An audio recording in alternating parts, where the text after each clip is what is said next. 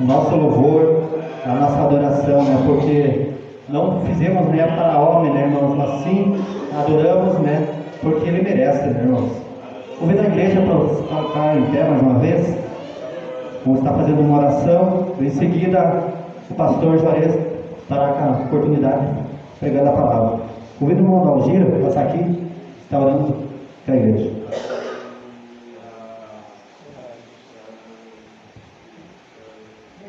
Salve todos com a paz do Senhor nesta noite. Oremos a Deus, amado Deus, querido Pai que está no céu, nas suas mãos estamos nesta noite, te louvando, te adorando, glorificando o teu nome, porque somente a ti tem solução, tem refúgio, tem a fortaleza onde estar nesta noite. Em nome de Jesus Cristo, abençoa este lugar, meu Deus, da graça e a fortaleza, porque tu és todo da vitória, tu és socorro presente, Senhor. É nesta hora, meu Deus, encher o teu vaso, encher nossa vida da graça, encher nossa vida, Senhor, do teu Espírito Santo, meu Deus, porque tu és nosso Senhor. Nesta hora, meu Pai, encontra, meu Deus, não quero ter chegado no teu recinto, é louvar para adorar e glorificarmos o teu nome, que é digno de toda nossa adoração. Oh, papai, não despede nossas vidas vazias, mas encher, Senhor, encher o teu vaso nessa noite. Nós desejamos, Senhor, a chegar mais perto do Senhor, cada dia, cada momento, aleluia, para se aproximar mais perto do Senhor, aquele que tem vitória, aquele que tem a bênção, aquele que tem a vitória para a sua igreja. E eu creio nessa noite, das suas mãos não tem colhida, aleluia, que não possa abençoar a sua noiva. Encher, Deus, encher o teu vaso a este lugar e nos dê graça. Oh Senhor, percebemos nesta última hora, está com o nosso vaso cheio, ali costa da maneira, porque tu és nosso Senhor, em nome de Jesus. Aleluia! Vamos estar lendo a palavra de Deus já, meus irmãos. Nós, com a grande alegria, cumprimentamos a todos com a paz maravilhosa que há em Cristo Jesus. Amém, meus irmãos? Nós vamos ler a palavra de Deus no livro de Atos dos Apóstolos. Livro de Atos dos Apóstolos, primeiro livro, depois do Evangelho, segundo escreveu João, o Evangelho de João, veio Atos dos Apóstolos, que já está dizendo que é os trabalhos, os atos dos apóstolos, aqueles que testemunharam a ressurreição de Jesus. Atos capítulo 4, versículo 18, 19 e 20. Nós quero então, em nome de Jesus, dizer que sempre é uma alegria estar na casa de Deus, os irmãos acham aí, e já ouvimos os louvores. Atos capítulo 4, versículo 18, 19 e 20. Diz assim a palavra de Deus.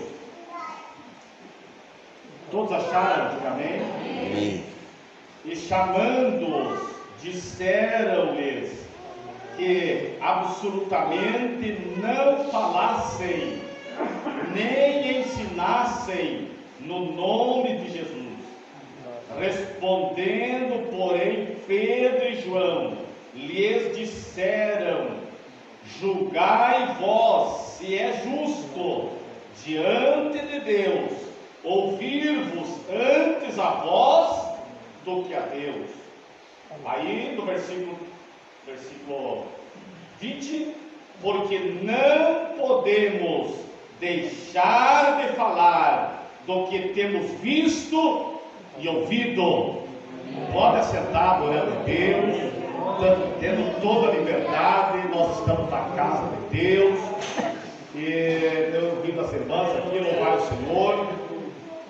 Maurício, por favor, trazer o pedestal aqui, por favor, para nós. E ouvindo aqui as irmãs, o círculo de oração, louvando o Senhor Jesus, obrigado. E algumas irmãs já de anos na batalha, algumas irmãs já há anos na batalha, outras há menos anos, mas também não menos importante. Todos estão fazendo para Jesus. Nós, quando fazemos para Jesus, nós sempre pensamos, os irmãos também pensam que quando nós fizemos para Jesus, nós precisamos fazer então da melhor maneira possível. E claro, se nós não conseguimos fazer, nós vamos continuar buscando a graça de Deus, a capacitação de Deus para continuar servindo a Deus e louvando a Deus e também fazendo aquilo que Deus concede para nós. Glória a Deus. Às vezes no hino, às vezes a gente pode errar, acontece, mas nós não vamos desanimar, nós vamos continuar e vamos buscar a graça de Deus para continuar louvando ao Senhor Jesus. É claro, se não errar, melhor ainda. Na pregação da palavra de Deus, sempre eu penso, assim como os irmãos obreiros que estão aqui na minha retaguarda, que é uma grande responsabilidade também mencionar a palavra de Deus.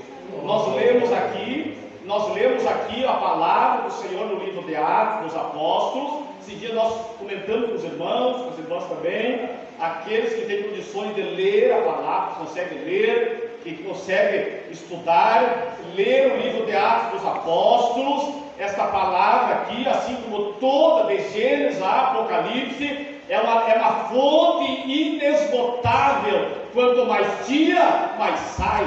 Só no livro de Atos dos Apóstolos, só nesse livro, 28 capítulos, se fôssemos o resto da nossa vida meditar no Atos dos Apóstolos, no resto da vida nós não sairíamos do Atos dos Apóstolos, porque é uma fonte inesgotável, como já falamos. E o que acontece aqui, quando nós fazemos leitura, o que acontecia aqui, começou a perseguição com a igreja primitiva. Sempre houve perseguição. Jesus sofreu perseguição. Se você já leu lá no Evangelho de João, capítulo 4, diz a Bíblia que Jesus foi expulso de Nazaré, quer dizer, da sua cidade natal, quando ele abriu as escrituras, lá no livro do profeta Isaías, quando ele abriu as escrituras, e ele leu uma palavra ali, mencionando que era da vida dele mesmo, que Jesus veio para aliviar o sobrecarregado, curar o enfermo, e Jesus abriu as escrituras lá na sinagoga, e diz a Bíblia que a perseguição veio e eles expulsaram Jesus teve que sair da sua terra natal. Aqui na igreja primitiva, nós não saímos aqui do texto da igreja primitiva, meus irmãos, após a igreja receber a promessa que Jesus tinha prometido antes dele ascender ao céu. Qual foi a promessa que Jesus prometeu? Eu vou para o Pai e eu vou enviar o Consolador, eu vou enviar o Espírito Santo. Atos capítulo 1, versículo 8, abra a Bíblia aí, confere, Atos capítulo 1, versículo 8, Jesus disse, antes de ir para o céu, mas recebereis poder, virtude é uma tradução, recebereis poder ao descer sobre vós o Espírito Santo e sereis testemunha. O que é testemunha, meu irmão? O que é testemunha? É alguém que participou junto, é alguém que estava junto do acontecimento. O que é testemunha? É alguém que viu, é alguém que ouviu, é alguém que esteve junto com Jesus. E Pedro, João, Bartolomeu, Tomé, Simão, Judas, o Iscariotes e o outro Judas e tantos outros mais, eles testemunharam daquilo que Jesus fez.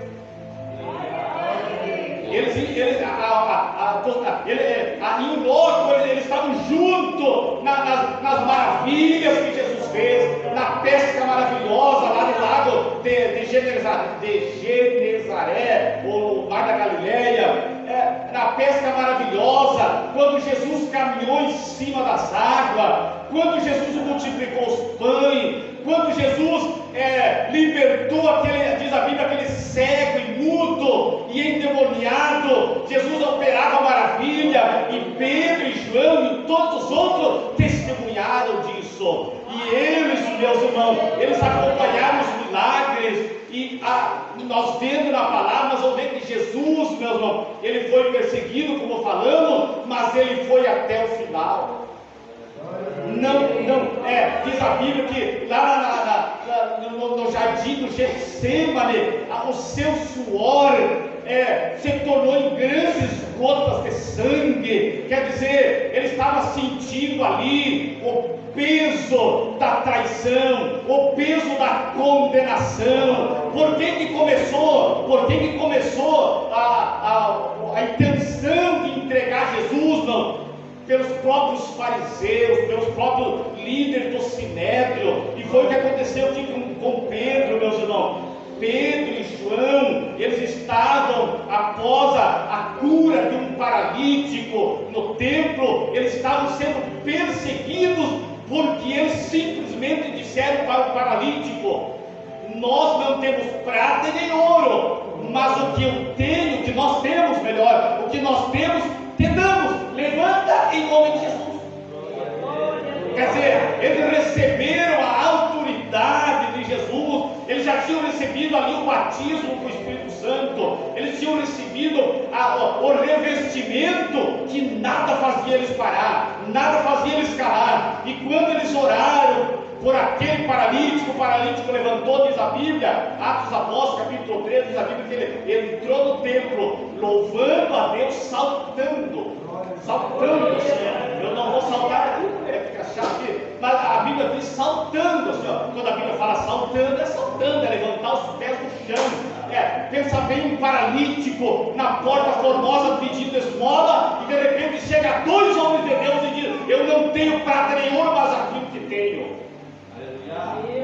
E por causa dessa cura, os líderes do templo, que não era a igreja, uma coisa que nós temos que entender aqui, que os líderes do templo, eles não eram convertidos, os sacerdotes, os sumos sacerdotes, eram da religião judaica, eles não tinham ainda reconhecido Jesus como Salvador. E eles, meus irmãos, querendo fechar a boca de Pedro e João, eles ameaçaram e disseram que não era mais para eles falar desse Jesus, da ressurreição de Jesus. E foi a resposta de Pedro que ele disse para o Sinédrio: não podemos deixar de falar do que temos visto e ouvido. Agora, irmão, o que Pedro viu, o que João viu, como já falamos, os milagres lá no barco, em toda a Galileia, mas o mais importante, Pedro, João e todos os apóstolos e algumas mulheres, eles conversaram com Jesus após a sua ressurreição. Jesus, ele disse para os discípulos: olha aqui, seus incrédulos. Jesus disse bem assim, ó: olha aqui, incrédulos, olha aqui, ó, as minhas mãos, vê como sou eu, olha as minhas mãos. Jesus se apareceu, diz a Bíblia, que mais de 40 dias caminhando e ensinando a igreja e prometendo, dizendo que ele ia, mas ele ia voltar. Glória a Deus, bendito é o nome do Senhor. E aqui, meus irmãos, Pedro e João, eles já tinham participado da ressurreição de Jesus, já tinham conversado com Jesus. Por isso que ele disse: não podemos deixar de falar do que temos visto e ouvido. Agora eu pergunto para você que está nos assistindo, está aí na minha frente: o que nós temos visto, o que nós temos ouvido? A responsabilidade agora não é mais de Pedro, agora não é mais de João, agora não é mais de Bartolomeu, de Tomé, de Tiago, de Judas, não do Iscariotes, o outro. Agora a responsabilidade, meus irmãos, é nossa, falarmos daquilo que nós temos visto e ouvido. Glória a Deus, bendito é o nome do Senhor. Eu estava estudando, eu estou falando aqui sobre a perseguição da igreja, de Atos dos Apóstolos. Eu estava estudando, meus irmãos, as perseguições que houve até o ano 300 depois de Cristo. Houve muita perseguição. Tem um livro aqui baseado em outro livro com fontes históricas. Não sei se você já ouviu falar de Eusébio de Cesareia. tem até anotado aqui, de Flávio José e tantos outros mais. Eles foram os historiadores, os primeiros cristãos. Flávio Joséfo e Eusébio de Cesareia foi o primeiro historiador do cristianismo. No ano de 265 ele nasceu e morreu no ano 30, no dia 30 de maio do ano de 339. Portanto, quando Constantino era o imperador de Roma, e eu creio que algumas pessoas sabem que até o ano 300 da nossa era, da era cristã, depois de Cristo, até o ano 300, havia muita perseguição, havia derramamento de sangue. Os imperadores, eles se intitulavam deuses, eles fizeram estátuas para o povo adorar a eles, e eles não aceitavam a igreja primitiva dizer que tinha um Jesus ressuscitado. Eles não aceitavam, e diz a Bíblia que muitas pessoas perderam a vida. O diácono Estevão foi um dos primeiros mártires. Muitas pessoas perderam a vida. Mas uma coisa que me chama a atenção, meus irmãos, que quanto mais perseguição havia na igreja, até o ano 300, quanto mais perseguição, mais as almas se convertiam. O que é isso, meus irmãos? O que é isso? A perseguição. Quando vem a perseguição para a tua vida e a minha vida, por causa de Cristo, por causa do Evangelho, se nós permanecermos firmes, Jesus se compromete em ser o nosso advogado. Eu tenho uma palavra que Jesus disse aqui nos Evangelhos, que eu tenho guardado no meu coração faz muitos anos. Jesus disse para os discípulos e para nós também: quem tem deixado casa, campos, pai, mãe, irmãos, família, por amor de mim e do Evangelho, receberá 100 vezes tanto nesta vida, com perseguição, e por fim a vida eterna. O que é isso, meus irmãos? O que é isso? Evangelho é perseguição. É claro que nem sempre, nem com todo mundo, mas Evangelho não é uma colônia de férias. Evangelho é confronto. Evangelho é sair da escravidão do adversário, do domínio de Satanás, e entrar para o reino de Deus. Por isso a perseguição, meu irmão. Por isso Jesus sofreu. Por isso os apóstolos sofreram. Glória a Deus. E nós falando aqui dos primeiros cristãos, eu tenho aqui anotado, uma coisa eu tenho anotado, porque senão a gente não tem como guardar tudo na nossa memória. Até o ano 300, como falamos depois de Cristo, houve muitas perseguições. Um dos que perseguiram muito a igreja, um dos imperadores, é o Diocleciano, 284 depois de Cristo, até o 305 depois de Cristo. Sobre esse governo, sobre esse imperador, aconteceu a última perseguição, a mais severa. Diz o historiador que durante 10 anos os cristãos foram caçados como fera, nas cavernas, nas florestas, queimados, lançados às feras, mortos pelos métodos mais cruéis. E eu acho importante, meus irmãos, que isso quase não é noticiado, quase não é falado, parece que é encoberto, mas essas coisas, não, está registrado, tem registro, não é a fábula da mula sem cabeça, não, isso tem registro nos museus. Isso, como já falamos, que historiadores que estudaram já daquela época, homens que se dedicaram a escrever. Eu vou escrever aqui a história da igreja. Deus inspirou eles. É claro que a Bíblia é a palavra infalível, é inerrante. Outros livros poderá acontecer de ter algum erro, poderá. Agora, a Bíblia é infalível, mas os livros históricos, nós aprendemos muito, meus irmãos, com a igreja primitiva. Eles eram lançados às feras. Um deles,